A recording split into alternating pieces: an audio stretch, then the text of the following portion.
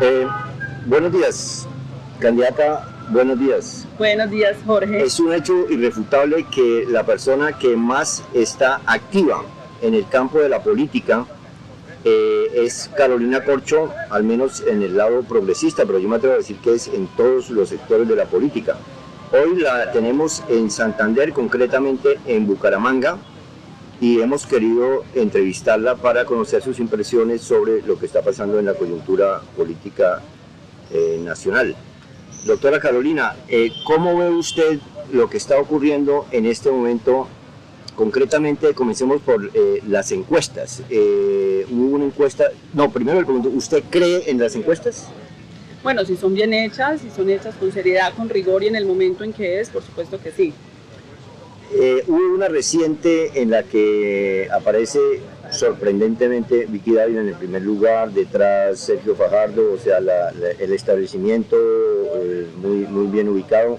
Luego aparece en el progresismo Gustavo Bolívar, que yo le confieso que me extraña porque pues, fue alguien que estuvo de tercero su candidatura a la alcaldía de Bogotá, y da la impresión como de que están queriendo ubicarlo a él y no a otras personas que de pronto podrían figurar más. ¿Usted qué piensa?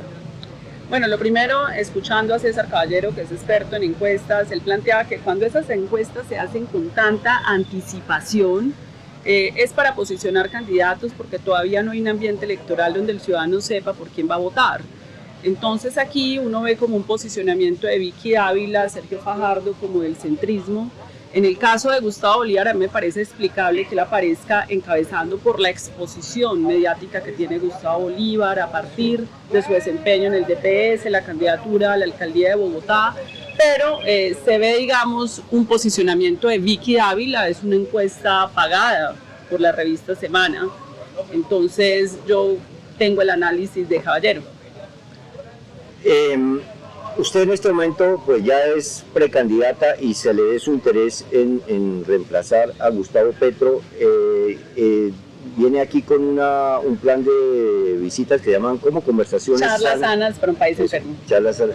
Y eso la ubica usted como exministra de Salud, médica, psiquiatra. Nos trae a la memoria su papel como impulsora de la reforma a la salud, que de algún modo se vio frustrada, y hay gente que piensa que en su imagen de pronto se ve perjudicada por esa actitud algo beligerante en torno a la reforma a la salud. ¿Usted qué piensa de eso? Bueno, yo salgo del gobierno porque hay unos sectores con muchos intereses en la salud de la política, pues que presionan y casi que me ubican a mí como excusa para no aprobar la reforma a la salud.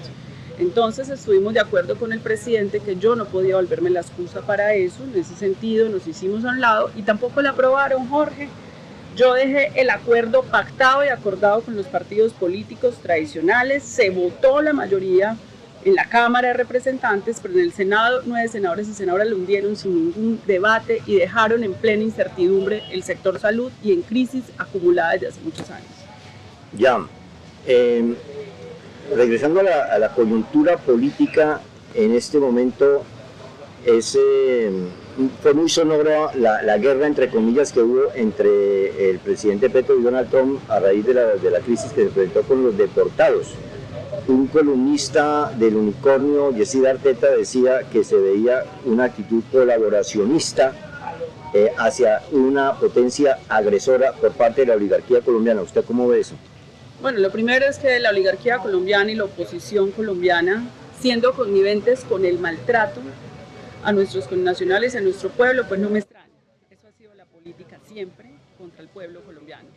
Distinto a la política del presidente Gustavo Petro, que de manera digna defiende la dignidad humana y los derechos de cualquier ciudadano en el mundo. Es que no se puede aceptar la vulneración de los derechos humanos, esposados, tratados de manera infrahumana, eso no lo puede aceptar ningún jefe de Estado. Que lo hayan aceptado otros es lo que marca la diferencia de este gobierno. Ahora bien, también Donald Trump hizo una promesa de campaña y él está cumpliendo con su promesa de campaña de hacer deportación de los inmigrantes.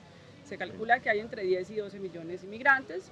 Si él los deporta, los costos que se calculan para esas deportaciones son 88.000 millones de dólares, casi 2 veces el presupuesto del sistema de salud de los Estados Unidos. Sí. pero además el golpe a la economía de los Estados Unidos, porque es que estos inmigrantes son los que ayudan la economía de los Estados Unidos en la industria del agro, en la industria de los restaurantes, en la construcción, y evidentemente si tienes que pagar un nativo de los Estados Unidos a precios superiores para poder asumir esos trabajos, pues se te va a aumentar la inflación. Es decir, cualquier cosa que haga contra los inmigrantes del mundo va a atentar a su propio pueblo.